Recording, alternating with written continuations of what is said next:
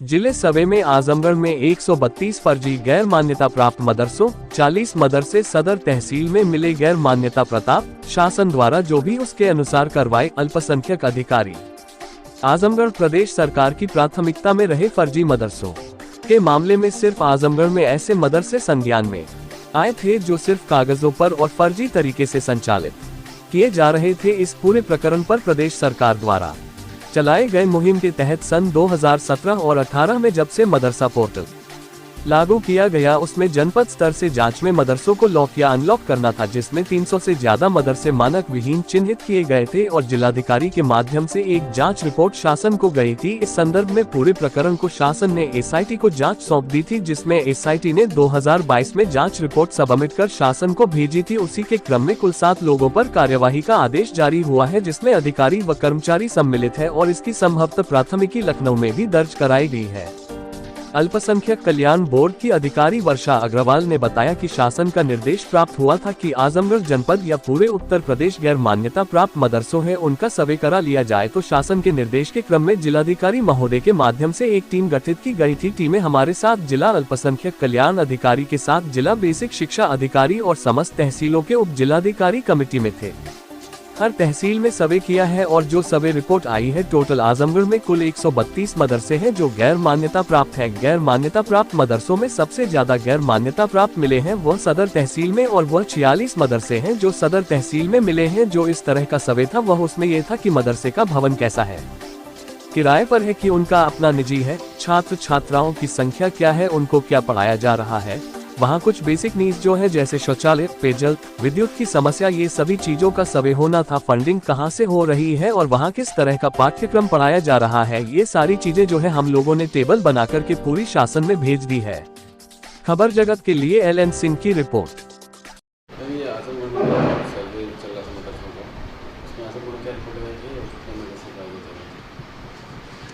शासन के निर्देश प्राप्त हुआ था कि आजमगढ़ जनपद या पूरे उत्तर प्रदेश में जहाँ भी गैर मान्यता प्राप्त मदरसे उनका सर्वे करा लिया जाए। तो शासन के निर्देश के क्रम में जिलाधिकारी महोदय के माध्यम से एक टीम गठित की गई थी। टीम में हमारे साथ मतलब जिला अल्पसंख्यक कल्याण अधिकारी के साथ बेसिक शिक्षा अधिकारी और समस्त तहसीलों के उप जिलाधिकारी कमेटी में थे। अब ये 3 सदस्यीय कमेटी ने हर तहसील में सर्वे किया है और जो सर्वे रिपोर्ट आई है इसके अनुसार टोटल आजमगढ़ में 132 मदरसे ऐसे हैं जो गैर मान्यता प्राप्त हैं।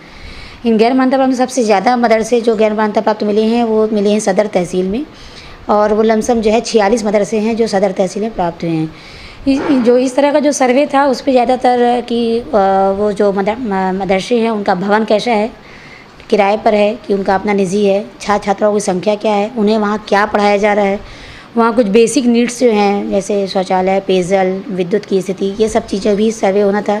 उनको फंडिंग कहाँ से हो रही है और वहाँ किस तरह का पाठ्यक्रम पढ़ाया जा रहा है, ये सारी जो है बेसिक चीज़ें जो हम लोगों ने उसके एक टेबल बना करके पूरी शासन में भेज दी है।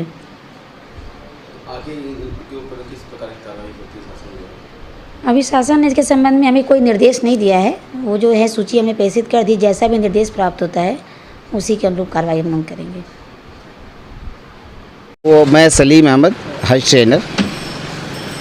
मैं ये अर्ज़ कर रहा हूँ आपसे कि जो गैर मान्यता प्राप्त नहीं बल्कि वो मदरसे ऐसे जो जिन्होंने गलत डॉक्यूमेंट्स लगा करके और उस मदरसों को जो है वो चला रहे थे और सरकारी जो है बहुत सी सुविधाएं उसको ले रहे थे, सरकारी फंड्स को ले रहे थे। दरअसल ऐसा है कि बहुत पहले जिसका शुरुआत ऐसे हुई थी कि मदरसे और पाठशालाओं को गरीब बच्चों की शिक्षा व्यवस्था पूरा करने के लिए किया गया था। ये मदरसे और पाठशालाएं चंदों से चलते थे। हमारे मुसलमान ज़कात देते तो हिंदू लोग दान देते थे, गरीब बच्चों की शिक्षा व्यवस्था चलती थी।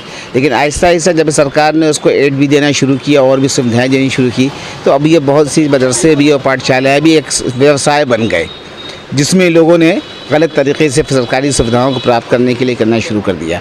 एक्ट के मुताबिक ये है कि मदरसा कुछ का जो नाजिम होगा, उसका संचालक जो होगा वो मुसलमान होगा। लेकिन जब यहाँ जांच हुई तो ये भी पता चला कि बहुत से ऐसे मदरसे हैं जिसके संचालक दूसरे धर्मों के लोग हैं, तो ये एक व्यवसाय बना दिया। वो मदरसे जो नॉन एडेड हैं, जो महज चंदे पे चलते हैं, वो समाज को बनाने का एक अच्छा तालिब इल्म पैदा करके एक अच्छा इंसान पैदा करके समाज को देने का काम आज 100 वर्षों से अधिक से कर रहे हैं और वो करते रहेंगे। उनको ना तो सरकारी एड लेनी है और ना किसी किस्म का जो है इस तरह का धोखाधड़ी करनी है। तो शासन ने जो सर्वे कराया है, नहीं, बिल्कुल कराना चाहिए।